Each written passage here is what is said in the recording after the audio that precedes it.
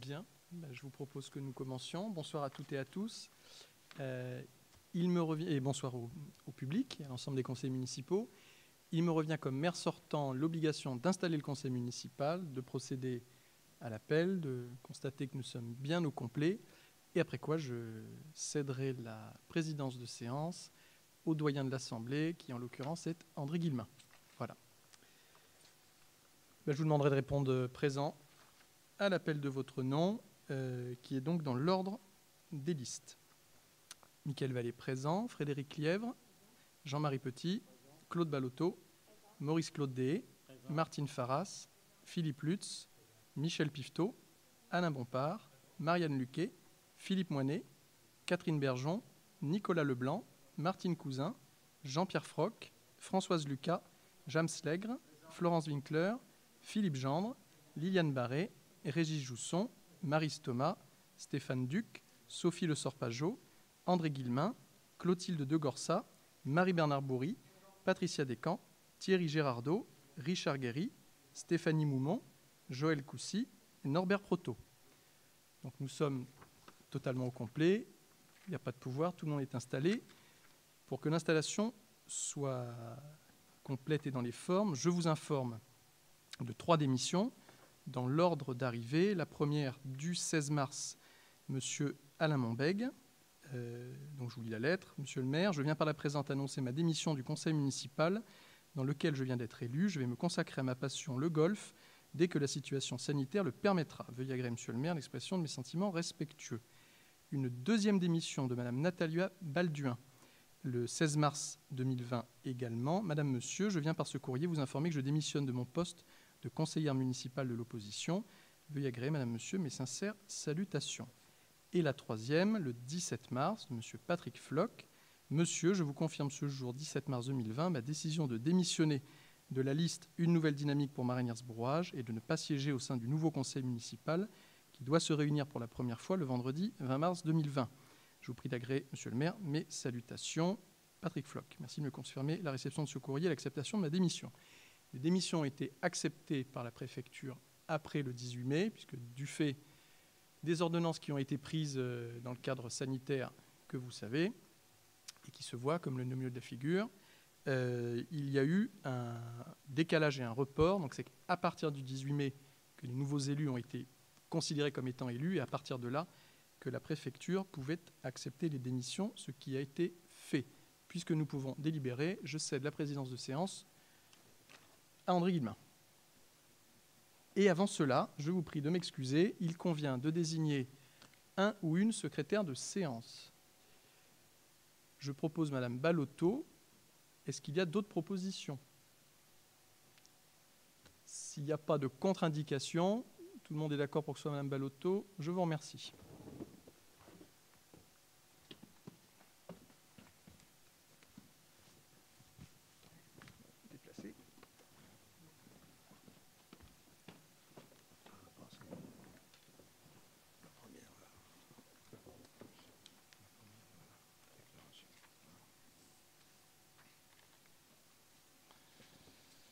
Bon, je suis le doyen, bien sûr, mais bon, hein, l'âge est là. Mais enfin, pour mon 6e mandat, je suis très heureux de participer encore à ce mandat. J'ai commencé en 1984, et je suis toujours présent pour aider nos concitoyens dans les associations, et je continuerai tant que je pourrai. Alors, je vais vous faire une petite déclaration. Mesdames et messieurs les conseillers municipaux, chers collègues, c'est avec beaucoup d'honneur qu'il me revient à nouveau d'assurer la présidence d'un conseil municipal d'installation. Ce fut le cas en 2014, au lendemain des élections municipales. Ce fut le cas en 2019, au lendemain de la création de notre commune nouvelle de Marennes-Hierges-Brouage. Et c'est le cas aujourd'hui pour ces élections du 15 mars 2020. Mais c'est bien la première fois que j'ai à connaître d'une situation aussi originale. Et ma première installation comme conseiller municipal remonte, je viens de vous le dire, 1984, pourtant très loin. Nous voilà obligés de nous tenir de bonne distance les uns des autres.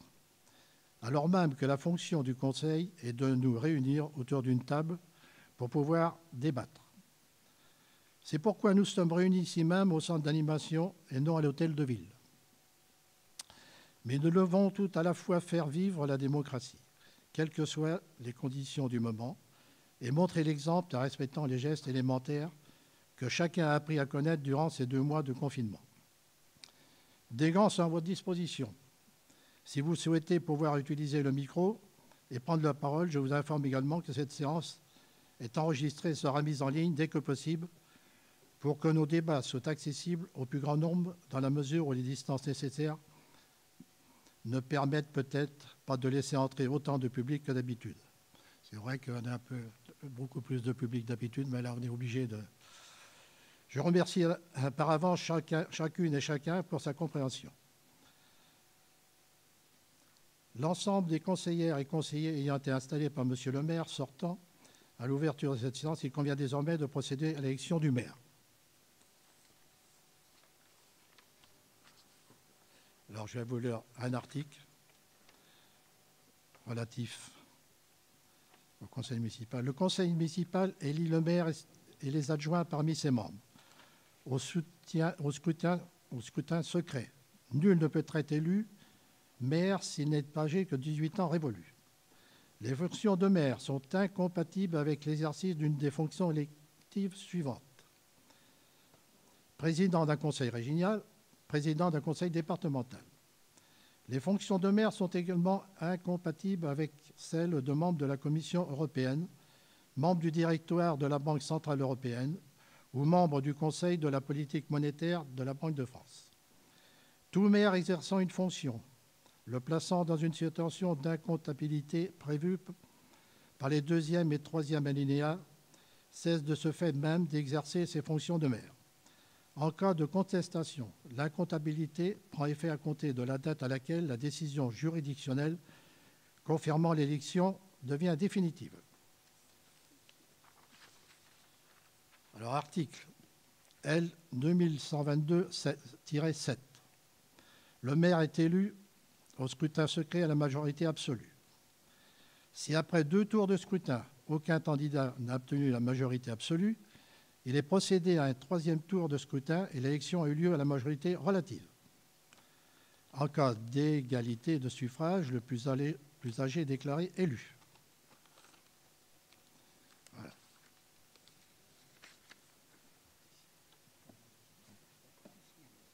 Voilà. Il y a les noms. Deux assesseurs, un peu de noms. Bon, il faudrait désigner 2 assesseurs qui pourraient présider dans l'opposition. Personne qui désire faire la... Il en faudra absolument 2. Hein. Qui est Martine et Jam. Voilà, tu prends place là, voilà. Martine. Ah, c'est Martine Cousin. Voilà.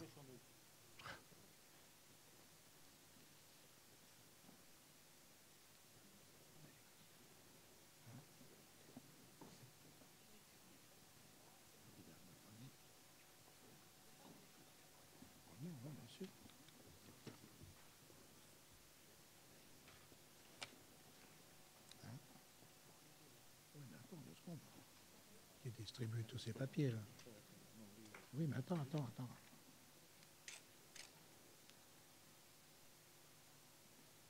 Dès qu'il a fini, je vais demander.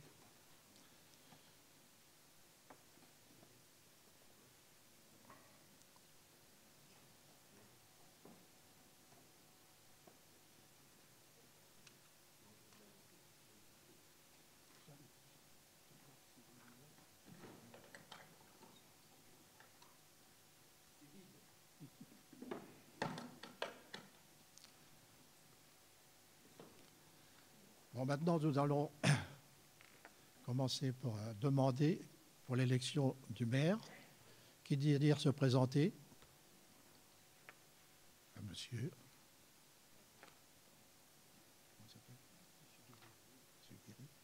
Monsieur Guéry.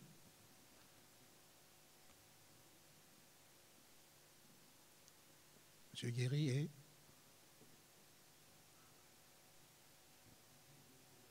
Je propose Monsieur Vallée. Et Monsieur Vallée.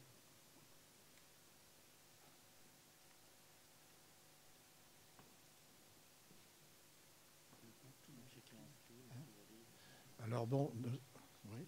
Alors vous avez un petit papier, tout le monde met le nom, et après c'est toi qui repasseras chercher les. Hein? Une enveloppe.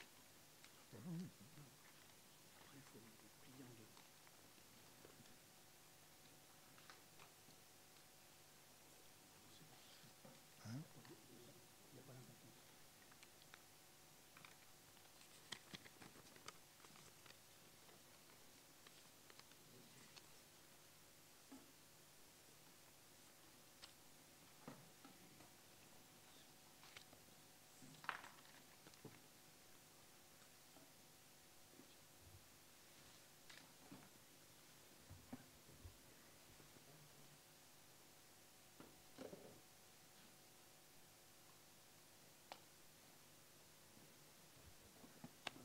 Bon, c'est tout.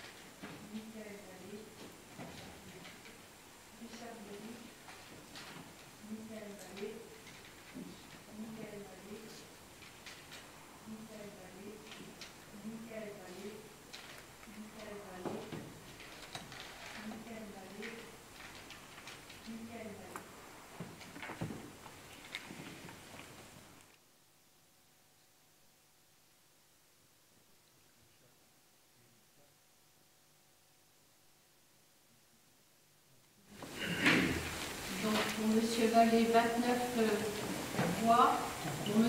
Guéry 4 voix.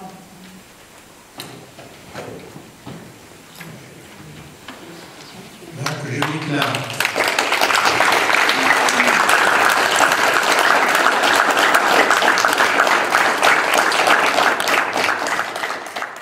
Je déclare M. Michael Vallée, maire de Marennes-Lierse-Brouage.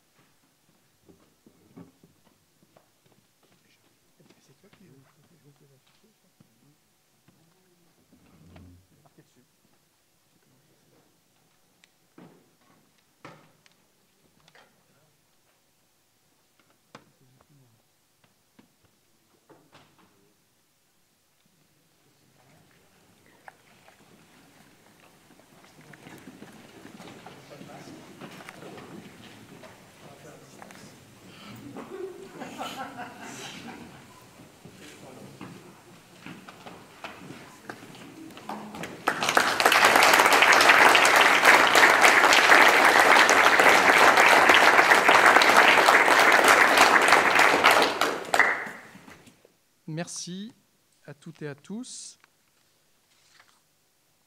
Je vais vous dire un petit mot. D'abord, j'ai senti un petit flottement quand Philippe Moinet a levé la main.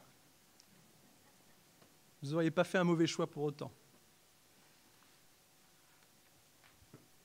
Monsieur le Président de séance, cher André, Mesdames et Messieurs les conseillers municipaux élus, l'ensemble de l'Assemblée, Monsieur le Directeur général des services, Mesdames et Messieurs, chers administrés et habitants de Marennes-Lierse-Brouage. Rien n'est jamais acquis à l'homme, ni sa force, ni sa faiblesse, ni son cœur, écrivait le poète Aragon. Nous l'avons éprouvé ces derniers mois comme rarement. Puisque vous vous trouvez autour de la table du Conseil aujourd'hui, c'est que chacune et chacun d'entre vous a fait le choix de l'engagement municipal, le choix du mandat de proximité. Et c'est un beau mandat, et vous ne le regretterez pas. Mais vous n'imaginiez pas vivre cet entre-deux dont nous sortons aujourd'hui, comme la période inaugurale de votre engagement. Élu, mais sans avoir pu vous réunir après le scrutin pour le commenter, débattre, vous installer à cette table, qui n'est d'ailleurs pas la table habituelle du Conseil, comme l'a rappelé notre président de séance, dans ce lieu qui n'est pas l'hôtel de ville, nouveau conseiller, mais dans l'attente de nouvelles sanitaires et dépendant, comme tous nos concitoyens, des bulletins quotidiens sur l'évolution de cet improbable virus qui nous a rappelé à bien des réalités. La première de ces réalités, c'est que non seulement rien n'est acquis, mais que tout demande à être constamment défendu, et c'est là que votre mandat prend et prendra tout son sens. Lorsque tendre la main devient physiquement dangereux pour l'autre, que devient la solidarité? Lorsque faire ses courses devient risqué, que deviennent ces contacts quotidiens qui nourrissent le rapport à son semblable, que l'on croise par hasard en achetant sa baguette de pain ou ses légumes au marché? Et que deviennent nos politiques en faveur du commerce de proximité et de l'acte d'achat dans sa dimension de lien entre les hommes et les femmes? Lorsqu'aller à l'école devient plus un problème qu'une solution, ne sentons pas vaciller ce qui a été développé ces dernières années en faveur des enfants de Marennes-Lierse-Brouage, dans le soin apporté au cadre éducatif comme dans les moyens affectés à l'éducation populaire à travers les temps d'activité périscolaire. Lorsque rendre visite à des proches à l'hôpital de Marennes est prohibé, ne sentons pas un décalage profond et même violent avec notre volonté permanente d'impliquer les résidents de l'EHPAD dans la vie quotidienne de tous les habitants de la commune. Voilà que nos repères se brouillent et que nous aurions pu peiner à en prendre conscience du jour au lendemain, un peu à la manière d'une personne qui, en entrant dans une pièce, continue d'allumer l'interrupteur, même quand il sait qu'il y a une panne d'électricité. Mais nous avons su nous adapter pour défendre l'essentiel, pour ne pas rompre le lien entre nous, entre concitoyens. Nous n'avons pas perdu de vue ce qui comptait. Nous avions compris que certaines choses n'étaient pas toujours acquises. Et mes premiers mots en tant que maire réélu seront des mots de gratitude. Merci à l'ensemble des agents de la collectivité pour leur réactivité et leur dévouement. Merci aux élus sortants qui ont œuvré jusqu'à ce jour en assumant leurs responsabilités jusqu'au bout. Merci aux forces de l'ordre, aux pompiers et à tous les acteurs de la sécurité civile. Merci aux soignants, aux médicaux, aux aides à domicile. Un merci particulier aux aides à domicile, qu'il ne suffira pas d'applaudir, mais de soutenir dans leurs tâches concrètement et budgétairement. Merci aux enseignants et au personnel des établissements scolaires, aux commerçants, et aux producteurs et à tous ceux qui nous nourrissent. Merci aux services publics et aux autres collectivités pour leur mobilisation conjointe. Merci aux bénévoles. Merci à celui resté anonyme qui ici a veillé sur son voisin ou là a donné un coup de main pour l'aide aux devoirs. Merci à ceux que j'aurais pu oublier de nommer avec précision. C'est grâce à cet effort collectif que notre marché a pu fonctionner, que les ventes à emporter dans les supermarchés ont été assurées, que les écoles ont pu rouvrir, que des masques ont été fabriqués et distribués, que des courses pour les plus fragiles ont été assurées, que la ville est restée propre malgré les contraintes pratiques auxquelles nous étions soumis, que les pouvoirs publics ont pu assurer un fonctionnement indispensable et que nous allons désormais pouvoir passer le choc du confinement, continuer nos efforts pour affronter les problèmes à venir et notamment les difficultés économiques. Rien n'est jamais acquis. Un virus peut suffire à faire planer une ombre sur ce qui fait le sel de la vie et nous avons fait face en grande partie grâce à la proximité municipale et territoriale. À nouveau et en un mot, merci. Rien n'est jamais acquis, c'est le premier enseignement de cette crise. Et il y en a un deuxième qui, à Marennes-Hiersbrouage, ne nous surprend pas. C'est que même une collectivité de quelques centaines ou de quelques milliers d'habitants ne peut plus considérer son action sans intégrer à sa réflexion, à ses projets, aussi locaux soient-ils, la dimension internationale dans notre vie quotidienne. La Chine tousse et c'est la France profonde qui s'enrhume. Aujourd'hui un virus, hier le pic de la crise méditerranéenne et demain, qui sait, le cours du pétrole en fonction de la situation politique dans le Golfe ou celui du gaz en fonction de la stabilité dans l'ex-espace soviétique ou en Turquie. Cela justifie d'autant plus la volonté que cette majorité a toujours affirmé de donner à nos actions un volet international. Nous ne sommes pas le territoire de naissance de Samuel de Champlain pour rien. Et les remparts de Brouage sont là pour nous rappeler l'importance de regarder autant vers l'horizon que vers notre quotidien, l'un nourrissant l'autre. Ces mots de gratitude et ces constats faits, il convient désormais de revenir sur ces élections. Auraient-elles dû se dérouler ainsi ? Doit-on, ailleurs en France, organiser les seconds tours lorsqu'ils sont nécessaires dès le 28 juin ? Quid de l'abstention ? Il n'existe pas de monde parfait ni de réponse parfaite. Le corps démocratique est un être social vivant qui s'adapte en fonction du biotope du moment, et celui de mars a été sacrément perturbé d'un jour à l'autre. À chaque élection, n'entend-on pas d'ailleurs des considérations sur la relation qui peut exister entre l'abstention et le calendrier des vacances ou la météo, sans que jamais ces questions puissent être tranchées. Il y a donc le droit et la loi qui mettent bon ordre dans tout cela et nous amènent à prendre en compte pour ce qu'il est, le résultat de ce scrutin. Je voudrais donc dire, au nom de la majorité municipale, à quel point nous recevons avec honneur et humilité le vote du 15 mars 2020, par lequel les habitants de ce territoire accordent leur confiance pour la 3e fois à la même équipe, que ce soit sur la commune déléguée de Marennes ou sur la commune déléguée de Hiersbrouage. Je félicite particulièrement tous les nouveaux entrants au conseil municipal et les remercie pour leur choix de s'investir dans la vie démocratique locale. Il nous appartient désormais d'agir pour mettre en œuvre le programme qu'ont choisi les Marrainais, les Hiersois et les Brouagais. Nous aurons à le mettre en œuvre dans un cadre bien différent de celui dans lequel il a été pensé et élaboré. Il va donc falloir de l'audace, de l'imagination et des rapprochements avec la communauté de communes et les communes partenaires pour boucler certaines lignes budgétaires. Mais le monde post-Covid n'ôte finalement rien à la pertinence des propositions qui ont été faites.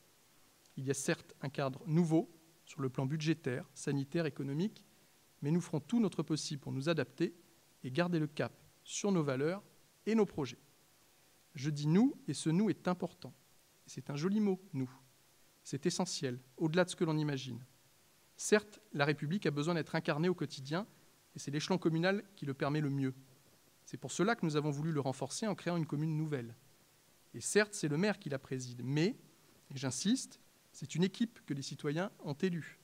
Cet échelon communal si essentiel à notre vie démocratique, il vous appartient à tous de le faire vivre, à chacun d'entre vous, et pas seulement aux maires et aux adjoints, même si les administrés ont tendance à réduire la municipalité à quelques personnes.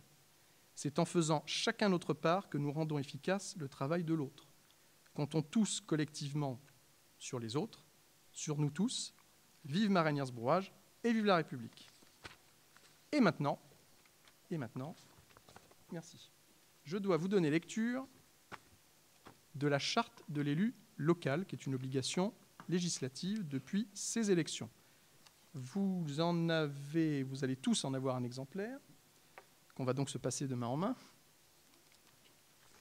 Donc vous pourrez tous venir récupérer, chacun en touchant une feuille, la charte de l'élu local. Ah oui, on va le faire avec des gants, formidable. Eh bien, tiens, viens. Je vous en donne lecture pendant la distribution. C'est une obligation. Charte de l'élu local. Premièrement, l'élu local exerce ses fonctions avec impartialité, diligence, dignité, probité et intégrité. Deuxièmement, dans l'exercice de son mandat, l'élu local poursuit le seul intérêt général, à l'exclusion de tout intérêt qui lui soit personnel, directement ou indirectement, ou de tout autre intérêt particulier. Troisièmement, l'élu local veille à prévenir ou à faire cesser immédiatement tout conflit d'intérêts. Lorsque ses intérêts personnels sont en cause dans les affaires soumises à l'organe délibérant dont il est membre, l'élu local s'engage à les faire connaître avant le débat et le vote. Quatrièmement, l'élu local s'engage à ne pas utiliser les ressources et les moyens mis à sa disposition pour l'exercice de son mandat ou de ses fonctions à d'autres fins. Cinquièmement, dans l'exercice de ses fonctions, l'élu local s'abstient de prendre des mesures lui accordant un avantage personnel ou professionnel futur après la cessation de son mandat ou de ses fonctions. Sixièmement, l'élu local participe avec assiduité aux réunions de l'organe délibérant et des instances au sein desquelles il a été désigné. Septièmement, issu du suffrage universel, l'élu local est et reste responsable de ses actes pour la durée de son mandat devant l'ensemble des citoyens de la collectivité territoriale à qui il rend compte des actes et décisions pris dans le cadre de ses fonctions. Voilà pour la lecture de la charte. Est-ce qu'à ce stade, il y a des questions ou des remarques ? C'est bon ? Maintenant, nous devons procéder à l'élection, point numéro 3, des maires des communes déléguées. En commençant, voilà. Alors, je vous donne le contexte que vous avez dans la note de synthèse. Compte tenu de l'article L2113-11 du Code général des collectivités territoriales, modifié par l'article 72 de la loi 2019-1461 du 27 décembre 2019, qui indique que la création au sein d'une commune nouvelle de communes déléguées entraîne de plein droit pour chacune d'entre elles l'institution d'un maire délégué. Et compte tenu de la charte de la commune nouvelle signée par les deux communes déléguées, le 7 janvier 2019, la charte constitutive ayant été approuvée par les conseils municipaux de Marennes et de Yersbrouage le 15 novembre 2018, le conseil municipal doit désigner un maire par commune déléguée. Par ailleurs, l'article 8 de la loi 2019-809 du 1er août 2019, visant à adapter l'organisation des communes nouvelles à la diversité des territoires, stipule: le dernier alinéa de l'article L2113-12-2 du Code général est ainsi rédigé: les fonctions de maire de la commune nouvelle et de maire de la commune déléguée sont compatibles, leur indemnité n'est pas cumulable. Le maire de la commune déléguée est élu conformément à l'article L2113-12-2 du Code général des collectivités territoriales par le conseil municipal de la commune nouvelle parmi ses membres, dans les conditions fixées à l'article L2122-7 au scrutin secret et à la majorité absolue. Nous avons donc deux élections à faire puisqu'il y a deux communes déléguées. Je vous propose que nous commencions par l'élection du maire de la commune déléguée de Yersbrouage. Si c'est bon pour tout le monde, y a-t-il des candidatures à la fonction de maire de la commune déléguée ? Il faut vraiment que ça marche pour l'enregistrement. Oui. Oui, et moi je propose que Jean-Marie Petit soit candidat à la position de maire de la commune déléguée de Yersbrouage. Y a-t-il d'autres candidatures ? Oui. Bien. Y a-t-il d'autres candidatures ? C'est bon. Donc, Monsieur Petit, Monsieur Proto. Nous allons vous distribuer les papiers et ça fonctionne comme pour le premier scrutin.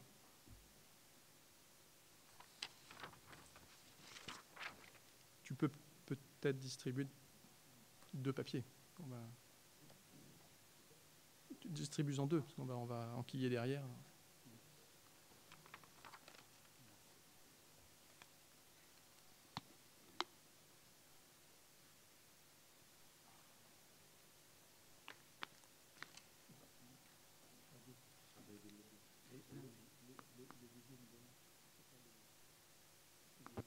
Ah, je suis désolé, j'ai voulu bien faire.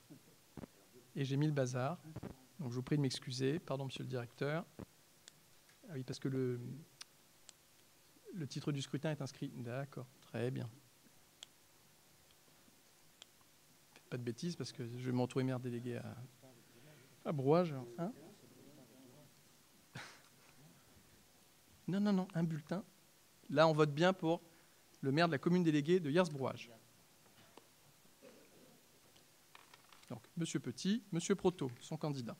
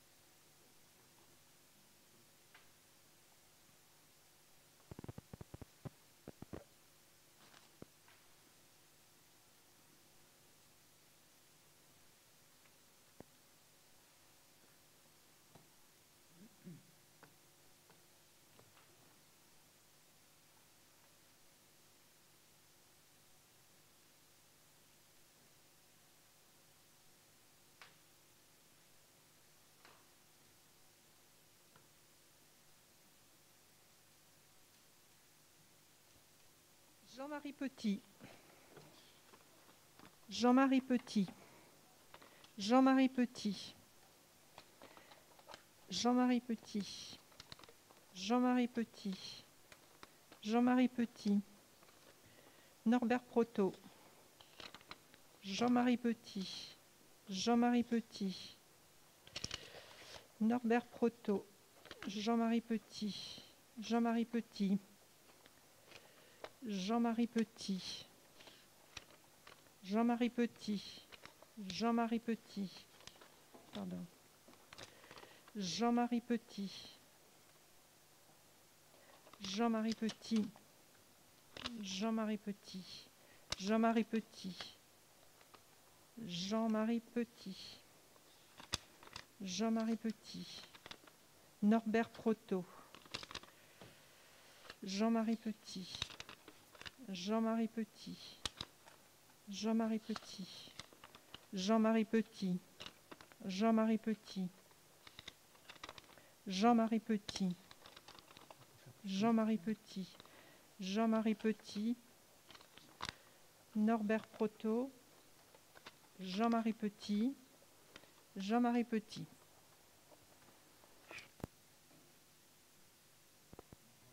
Donc, pour Monsieur Jean-Marie Petit, 29 voix. Pour Monsieur Norbert Proto, 4 voix.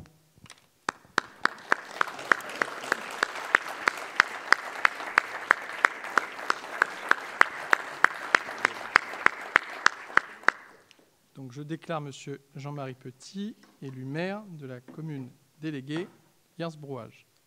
Je vais mettre mon masque pour te mettre ton écharpe. Tu vois la manip? Toi, tu mets pas le masque. Non, non, bouge pas. Tac.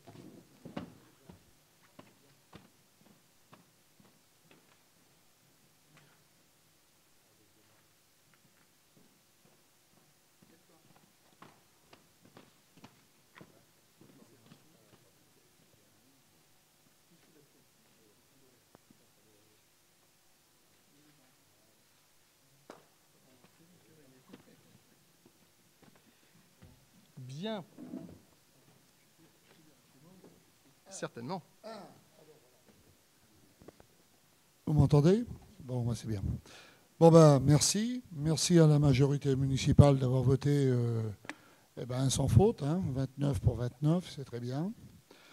Ce que je voudrais dire, c'est que à travers tout ça, c'est une belle aventure. On l'a commencé en 2018, comme tu l'as dit tout à l'heure, avec le travail de nos 2 DGS qui ont monté cette charte, pas celle qu'on vient de lire à la minute, mais la note, qui est toujours valable, qu'on a aussi mis en place incidemment et après, on n'a pas à aucun moment varié à ce qu'on avait dit, surtout on l'a plutôt amélioré, c'est que du bonheur.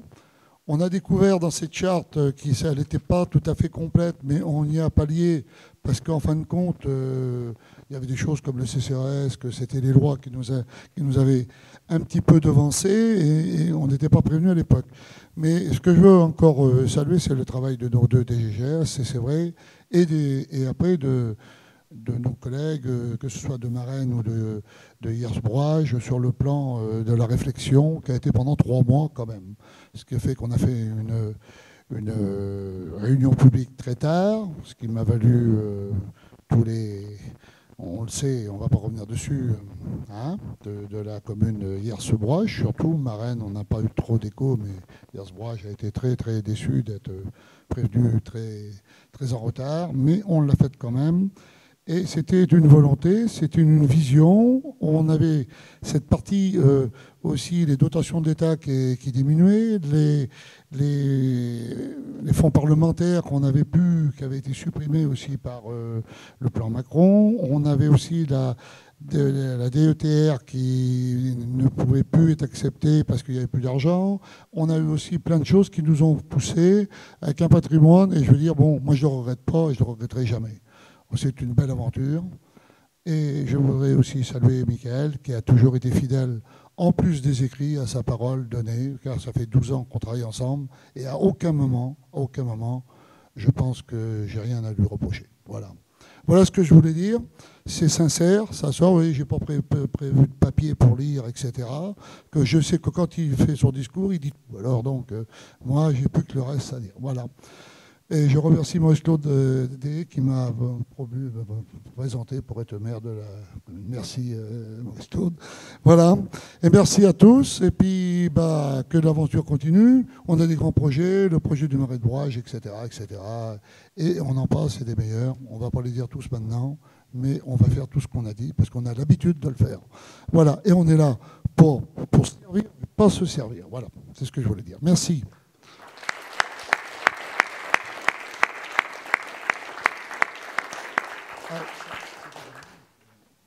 Il convient donc désormais de procéder à l'élection du maire de la commune déléguée de Marennes. Je me rends compte que j'ai oublié de prévoir le coup, mais voilà. Alors, pour la fonction de maire délégué de la commune de Marennes, y a-t-il des candidatures? Bien, oui, je vais vous proposer Michael Vallée comme candidat de maire de la commune déléguée. Je vais faire une boulette. Y a-t-il d'autres candidatures? Non? Bon, bah, écoutez, c'est le même topo, donc voilà. Et après le scrutin, nous vous distribuerons, vous trouvez bien que vous puissiez l'avoir ce soir, on va vous distribuer un exemplaire de la charte de la commune nouvelle.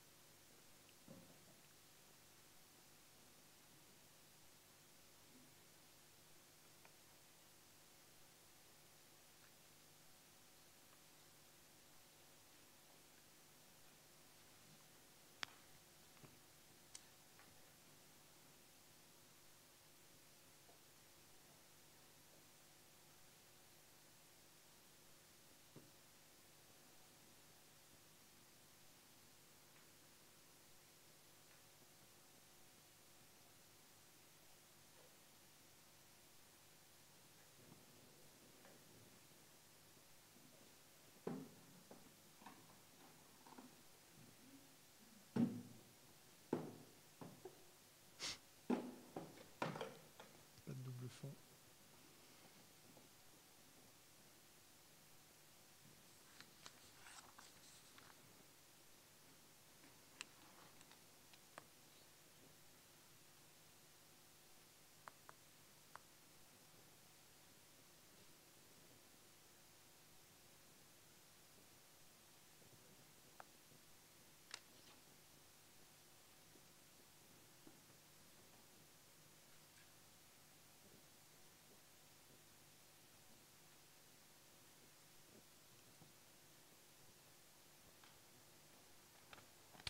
Michael Vallée.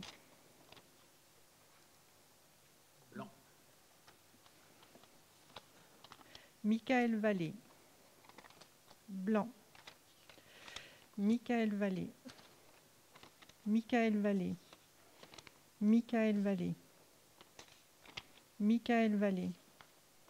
Michael Vallée. Michael Vallée. Michael Vallée. Michael Vallée. Michael Vallée. Michael Vallée. Michael Vallée. Michael Vallée. Michael Vallée. Michael Vallée. Michael Vallée. Michael Vallée. Michael Vallée. Michael Vallée. Michael Vallée. Blanc. Blanc. Michael Vallée. Michael Vallée.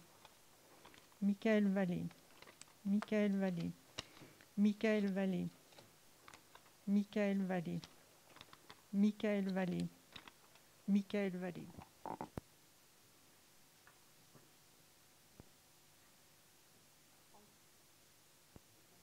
C'est le contraire, c'est bon. 33 votants, Michael Vallée, 29 voix. Vote blanc, 4. Bien, merci beaucoup. Donc je vous remercie. Je suis élu maire de la commune déléguée de Marennes et je vous en remercie. On fait des économies d'écharpe. Voilà, il n'y en a qu'une. Nous devons désormais déterminer, avant de procéder à l'élection, le nombre d'adjoints. Donc, petite explication sur les calculs, et notamment du fait de la commune nouvelle, que vous soyez bien éclairés. Donc, ce sont les dispositions de l'article 2122-2 du Code général des collectivités territoriales qui fixe le fait que le conseil municipal détermine librement le nombre d'adjoints sans que celui-ci ne puisse excéder 30% de l'effectif global du conseil municipal. En ce qui concerne la commune, compte tenu du nombre de conseillers municipaux, soit 33, le nombre d'adjoints ne peut excéder 9. Je vous rappelle que nous sommes 33, en dépit du fait que nous sommes sur une taille de population qui fait que la commune correspond aux strates des communes qui ont normalement 29 conseillers municipaux, mais on n'a pas le choix, enfin on n'a pas le choix. La loi l'impose directement. Lorsqu'il y a commune nouvelle, on est dans la strate supérieure. Donc au lieu d'être 29, nous sommes 33 pour le premier renouvellement qui suit la création de la commune nouvelle, c'est-à-dire jusqu'en 2026. Après, nous reviendrons à 29 conseillers municipaux, si tant est qu'on n'ait pas dépassé les 9000 habitants, mais le ratio du nombre d'enfants par foyer me donne à penser que, voilà, sauf à ce que le Covid provoque un sursaut de natalité, je ne suis pas persuadé. Et sauf également à ce qu'on fasse une nouvelle commune nouvelle qui remettrait une pièce dans la machine sur la strate supplémentaire. Donc, nous pouvons désigner au maximum 9 adjoints, et je vous propose de fixer le nombre d'adjoints à 9. Donc ça fait l'objet d'un vote qui n'est pas un vote à bulletin secret, sauf à ce que le nombre requis de conseillers municipaux souhaitant le vote à bulletin secret le demande. Et, si tout le monde est d'accord pour voter classiquement, oui, c'est bon. Donc, sur la proposition relative au nombre de 9 pour les adjoints, y a-t-il des contre? Y a-t-il des abstentions? Merci. Donc, nous avons adopté ce nombre de 9. Désormais, point numéro 5, nous procédons à l'élection des adjoints. Conformément aux mêmes dispositions du Code, le Conseil élit le maire et les adjoints parmi ses membres au scrutin secret. Dans les communes de 1000 habitants et plus, les adjoints sont élus au scrutin de liste, à la majorité absolue et sans panachage ni vote préférentiel. Il s'agit de listes bloquées comportant des candidats de chaque sexe. L'écart entre le nombre des hommes et celui des femmes ne doit pas être supérieur à 1. Si après 2 tours de scrutin, aucune liste n'a obtenu la majorité absolue, il est procédé à un 3e tour de scrutin et l'élection a lieu à la majorité relative. En cas d'égalité des suffrages, les candidats de la liste ayant la moyenne la plus élevée sont élus. En cas d'élection d'un seul adjoint, ce qui n'est pas notre cas, on en a désigné 9. Ce dernier est élu de la même manière que le maire, c'est-à-dire que ce n'est pas un scrutin de liste. La durée du mandat est identique à celle des conseillers municipaux et l'élection des adjoints est rendue publique par voie d'affichage dans les 24 heures. Donc, je le redis autrement, c'est un scrutin de liste, il faut proposer une liste avec des noms, mais laquelle liste, je parle sous le contrôle du directeur, peut faire moins de 9. Peut faire moins de 9, donc c'est maximum 9. Donc, y a-t-il des propositions de liste d'adjoints à soumettre au vote du conseil municipal? Du côté de l'opposition, non? Pas de proposition? Oui.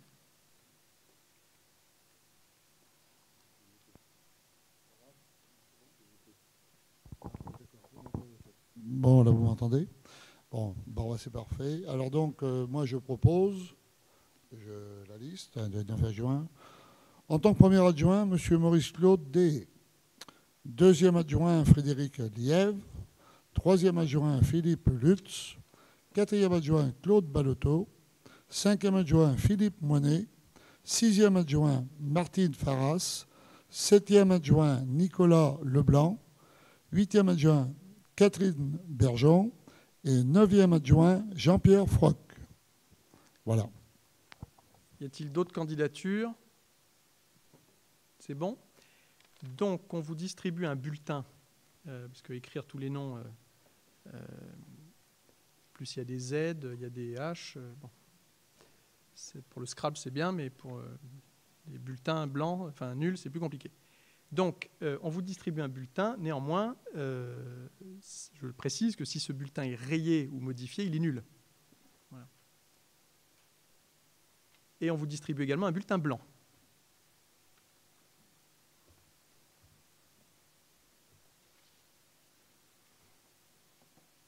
Il y a les Y aussi. Y, c'est 10, et H, c'est 4.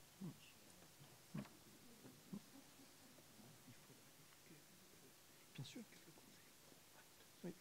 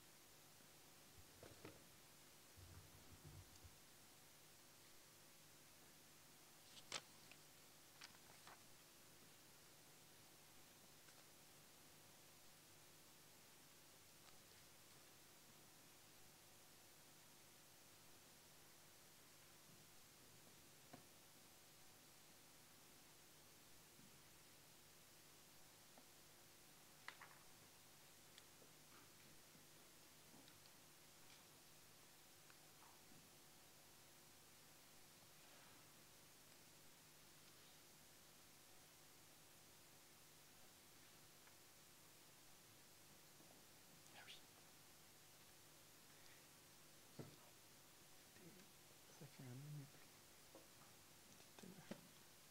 On le signale dans le public.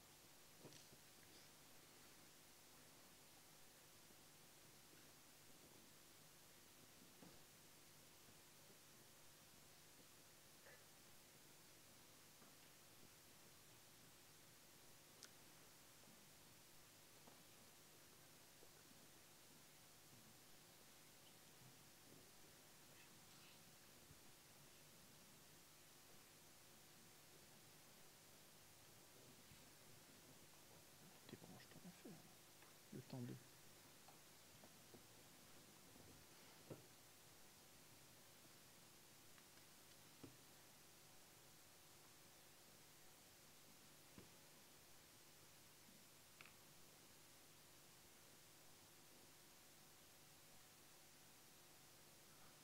Ils sont sages. On n'entend pas Baloto,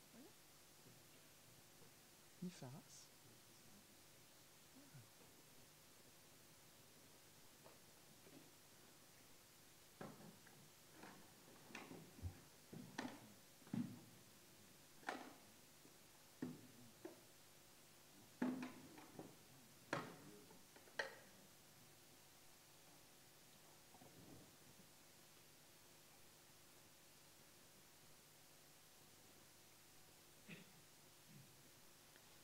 Combien de fois ça?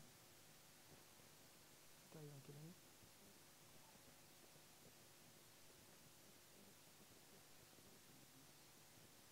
Vous avez fait 95. Vous avez 95, 2020. Vous n'avez pas fait tant que ça avec lui. Vous avez fait plus que moi. Les élections. Tiens. Ça fait un coup. Oui. liste D. Maurice Claude est en premier, tu dis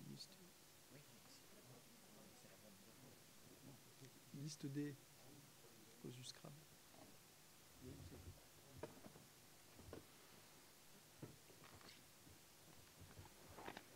Alors, liste D. Liste D. Bulletin blanc. Bulletin blanc. Liste D.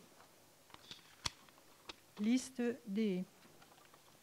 Liste D. Liste D. Liste D. Liste D. Liste D. Liste D. Liste D. Liste D. Liste D. Liste D. Liste D. Liste D. Liste D. Blanc. Liste D. Liste D. Liste D. Liste D. Liste D. Blanc. Liste D. Liste D. Liste D. Liste D.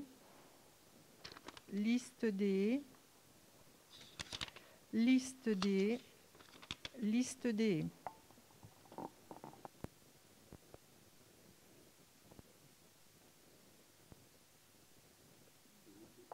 Comme une sucette. C'est bon? C'est bon. Chacune des personnes de la liste D, comportant 9 adjoints au maire, sont élus avec 29 voix. Et nous avons aussi 4 votes blancs. Merci, vous pouvez les applaudir.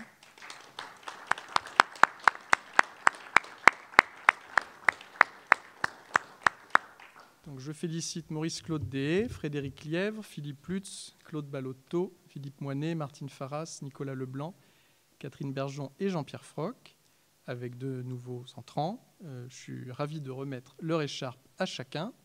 Donc, on va faire ça de la manière la plus distancielle possible. Vous ne bougez pas. Voilà.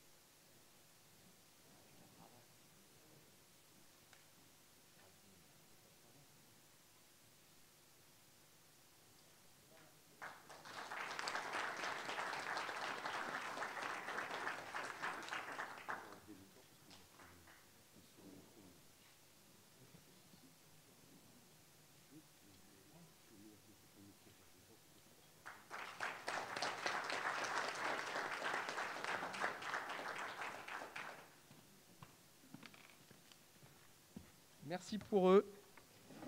Délibération suivante. Il s'agit pour le conseil municipal de prendre acte d'une décision du maire, en l'occurrence la désignation d'un conseiller municipal bénéficiant d'une délégation spéciale. Conformément à l'article 2122-18 du Code général des collectivités, le maire peut déléguer par arrêté une partie de ses fonctions à un membre du conseil municipal.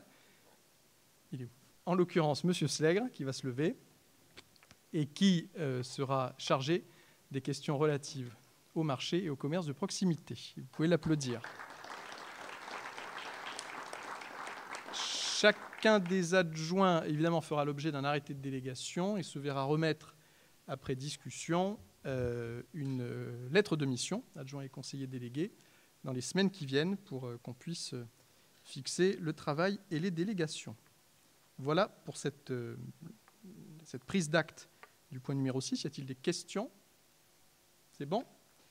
Point numéro 7, délégation du conseil municipal au maire. Les dispositions du Code général permettent au conseil municipal de déléguer au maire un certain nombre de ses compétences dans un souci de favoriser une bonne administration communale. Donc je vais vous donner lecture de l'article 2122-22 du Code général et il vous est proposé pour la durée du mandat de confier au maire les délégations, au maire de la commune nouvelle, les délégations suivantes. Je précise que nous sommes en ce moment, et jusque je crois à la mi-juillet, dans un régime d'ordonnance un petit peu spécial, qui a confié au maire, pour le fonctionnement régulier dans le cadre de la crise sanitaire, directement certaines attributions. Tout ça prendra fin avec la crise sanitaire et l'état d'urgence sanitaire, et on reviendra à ce régime-là. Je vous en donne lecture, parce que l'un dans l'autre, c'est important quand même. Donc, premièrement, arrêter et modifier l'affectation des propriétés communales utilisées par les services publics communaux. Fixer dans la limite d'un montant. Deuxièmement, fixer dans la limite d'un montant de 4 000 € par tarif, les tarifs des droits de voirie, stationnement, dépôt temporaire sur les voies et autres lieux publics, et d'une manière générale, des droits prévus au profit de la commune qui n'ont pas un caractère fiscal. Troisièmement, procéder dans la limite d'un montant annuel de 1,2 million d'euros à la réalisation des emprunts destinés au financement des investissements prévus par le budget et aux opérations financières utiles à la gestion des emprunts, y compris les opérations de couverture des risques de taux et de change, ainsi que de prendre les décisions mentionnées au 3 de l'article L. 1618-2 et au A de l'article L. 2221-5-1 sous réserve des dispositions du C de ce même article et de passer à cet effet les actes nécessaires. En gros, c'est pour les emprunts. Prendre toute décision concernant la préparation, la passation, l'exécution et le règlement des marchés, des accords cadres de fourniture, de services et de travaux, quel que soit leur domaine, jusqu'à concurrence d'1 million d'euros, ainsi que toute décision concernant leurs avenants lorsque les crédits sont inscrits au budget. Cinquièmement, décider de la conclusion et de la révision du louage des choses pour une durée n'excédant pas 12 ans. Sixièmement, passer des contrats d'assurance ainsi que d'accepter les indemnités de sinistres y afférentes.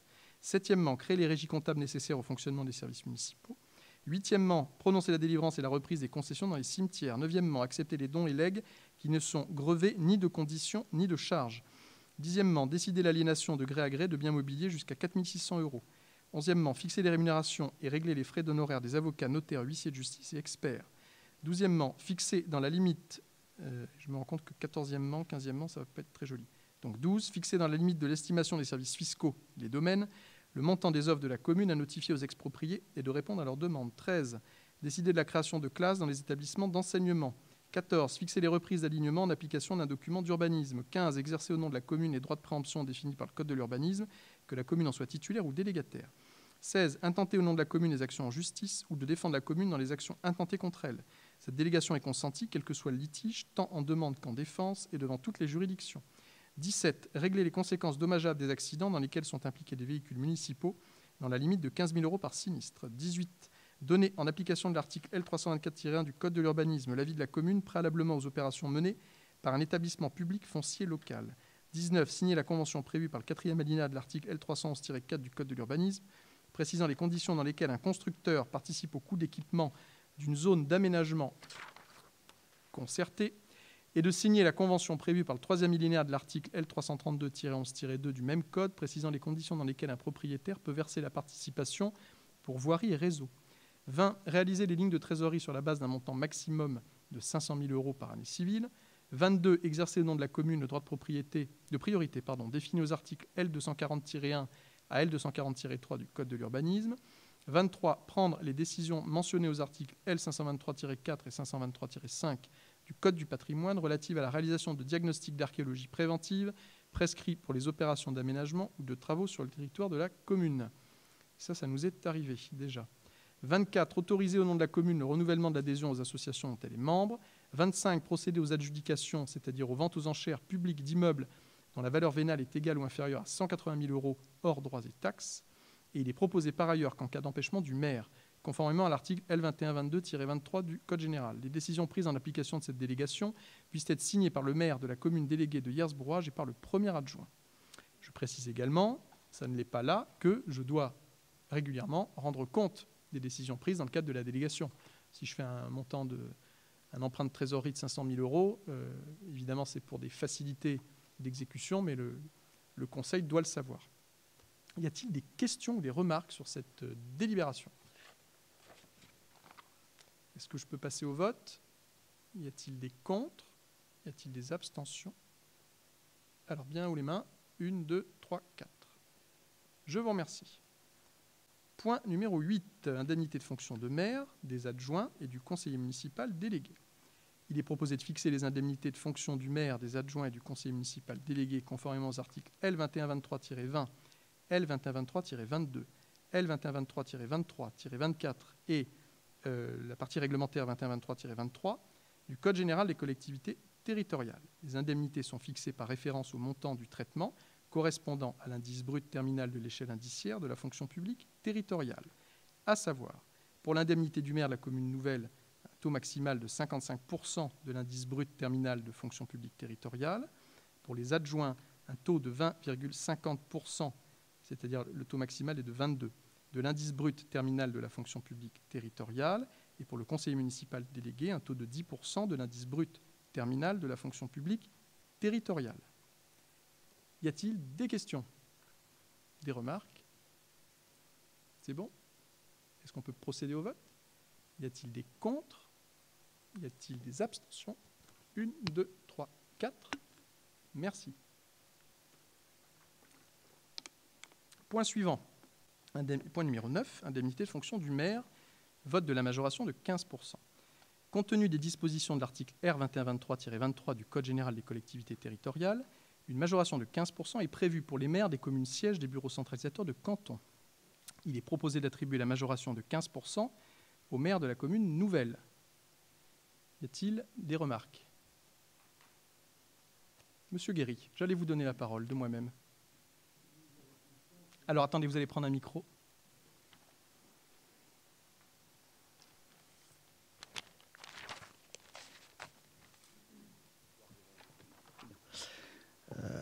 Mesdames, Messieurs, chers collègues, nous avons conscience que la mission de maire est lourde et exigeante. Le maire ne compte pas ses heures au service de la commune et de ses administrés. Il est ainsi tout à fait justifié que le maire bénéficie d'indemnités confortables. Cependant, M. Vallée est dans une situation spécifique puisqu'il cumule plusieurs mandats pour lesquels il touche des indemnités qui se cumulent également. Maire de Marennes, Hiersbrouage, conseiller départemental de la Charente-Maritime et président de la communauté de communes du bassin de Marennes. Rappelons que le revenu moyen par ménage de Marennes est de 15 000 € par an, soit 1 250 € par mois. Ainsi, compte tenu de cette situation de multicumul des mandats et des indemnités, nous estimons qu'en l'espèce, l'application d'un taux majoré ne se justifie pas. Nous voterons donc contre la majoration des 15% des indemnités de fonction du maire. Je vous remercie. C'est pas comme ça qu'il faut le dire. Ben non, il faut le dire comme vous le dites sur Facebook. Parce que là, on est là pour débattre dans l'enceinte du conseil municipal. C'est plus éclairant pour tout le monde que derrière l'écran. Il faut le dire comme vous le dites sur Facebook. Je dis comment ? Une saloperie. Bon, s'il vous plaît, Voici. Monsieur Vallée. Oui. Non, mais la campagne est terminée. Ah ben non, c'est le 20 mars que vous me mettez ça, 5 jours après la campagne. La campagne est terminée aujourd'hui. Non, mais attendez. Sur les questions de probité... Bon, on n'est pas là pour débattre. Nous, on vote au conseil municipal, c'est un peu le principe. Mais on vote contre. Oui, j'entends bien, mais moi je vais vous répondre. C'est une explication de vote, je vais vous donner la mienne. Le 20 mars sur Facebook, vous écrivez « Voici l'image d'un maire très réactif. Conseiller départemental, président de la communauté de communes, je suis président du pays aussi. Il ne perd pas de temps. Une augmentation de 15% dès le premier conseil municipal, je doute que ce soit la priorité des administrés. » Alors de deux choses l'une. Quand vous écrivez ça, soit vous mentez sciemment en expliquant que je m'augmente, alors que c'est faux, et donc, si vous voulez, ça augure mal du crédit de votre parole pour la suite. soit sincèrement vous pensez que je me mente, et ça pose la question de savoir si vous lisez les délibérations avant de les commenter. Je ne m'augmente pas. Et sur les questions de probité, vous pourrez gratter, c'est le jeu. Il y a même des familles politiques qui en font une spécialité, en regardant la paille qui est dans l'œil du voisin, évidemment. Je ne m'augmente pas. Cette majoration, elle est prévue par la loi et elle est votée à chaque élection pour les chefs-lieux de canton. Donc je ne m'augmente pas. Et même, comme j'ai vu que c'était quelque chose qui vous intéressait, parce que je n'ai pas trouvé de commentaire sur le résultat des élections, mais j'ai trouvé que ce commentaire-là. Je préférais que vous sachiez que la charge de maire de la commune nouvelle m'amène à percevoir, sans que je m'en plaigne, sans que je trouve que ce soit trop, pas assez, 1 786,15 € net par mois. Il y a des gens pour qui c'est beaucoup d'argent, des gens pour qui c'est classique, il y en a pour qui c'est pas grand-chose. Moi, je ne me plains pas, c'est fixé par la loi. Ce que je sais, c'est que depuis 12 ans, je ne suis pas augmenté. Donc, on va dire l'honnêteté intellectuelle amènerait à ce que vous précisiez sur votre post Facebook les choses. Je ne me suis pas augmenté. Maintenant, moi, j'ai une question pour vous.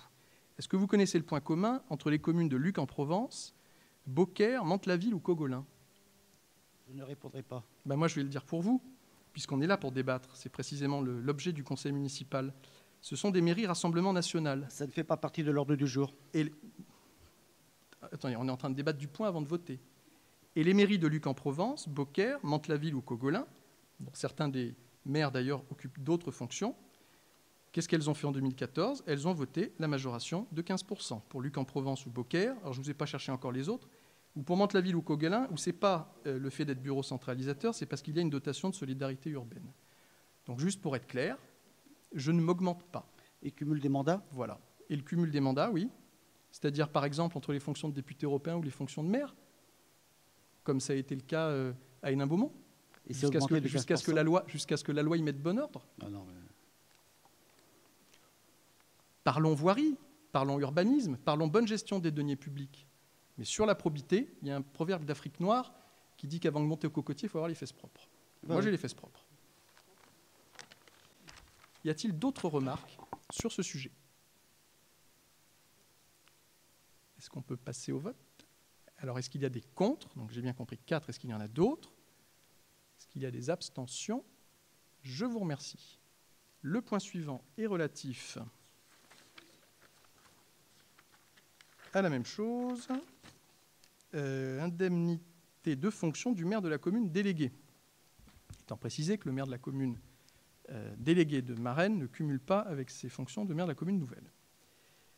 Il est proposé d'accorder une indemnité de fonction au maire de la commune déléguée de Hyères-Brouage, dont le taux s'élève à 31% de l'indice brut terminal de la fonction publique territoriale, correspondant au taux maximal pour une population comprise entre 500 et 999 habitants, qui est la strate de la commune déléguée de Hyères-Brouage.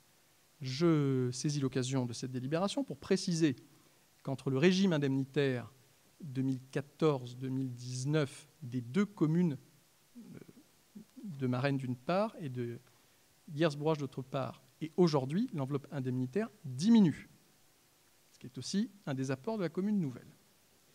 Y a-t-il des remarques ou des questions sur le point numéro 10? C'est bon? Est-ce qu'on peut passer au vote? Est-ce qu'il y a des contre? Est-ce qu'il y a des abstentions? 1, 2, 3, 4. Je vous remercie. L'ordre du jour, si je ne m'abuse, monsieur le directeur, est épuisé. On a dû vous distribuer, et je me tourne vers l'huissier, la charte de la commune nouvelle. Oui, c'est bon. Donc l'ordre du jour étant épuisé, je vous propose de lever la séance. Je vous renouvelle mes félicitations. Je remercie le public de sa présence, et c'est frustrant, mais nous allons nous tenir à bonne distance tout en nous saluant pour partir. Alors, la séance n'est pas levée. Monsieur Guéry. Mesdames, Messieurs, chers collègues, Monsieur le maire, acceptez nos félicitations républicaines. Avant de commencer mon propos, je voudrais saluer le dévouement de tous les héros du quotidien, notamment les infirmiers, médecins, l'ensemble du personnel médical et non médical, qui se sont battus en première ligne malgré le manque de moyens. Les producteurs locaux, les caissières qui ont dû poursuivre leurs activités en prenant des risques, Et j'ai une pensée aussi pour toutes les victimes et les familles endeuillées par la mort de leurs proches. L'émotion et le recueillement sincère ne nous feront pas oublier les responsables de la crise, les défaillances gouvernementales et municipales, le manque de concertation, d'anticipation et d'organisation. Je pense notamment à la gestion des masques. Je tiens à remercier tous les agents de la ville, enseignants, personnels du CCAS qui ont fait de leur maximum pour accomplir leur mission de service public dans des conditions extrêmes. On peut dire qu'on se souviendra de ces élections municipales 2020, car avec 53,7% d'abstention, il n'y a vraiment pas de quoi pavoiser. La majorité issue des élections devra rester humble, car dans ce contexte angoissant, ce sont plus d'un électeur sur deux qui sont restés confinés le 15 mars dernier et qui se sont malheureusement privés de leur droit d'expression démocratique, la faute aux messages contradictoires et anxiogènes du gouvernement. Aussi, je voudrais remercier toutes les personnes qui ont voté pour notre liste Une nouvelle dynamique pour Marennes-Yersbrouage dans ces circonstances si particulières.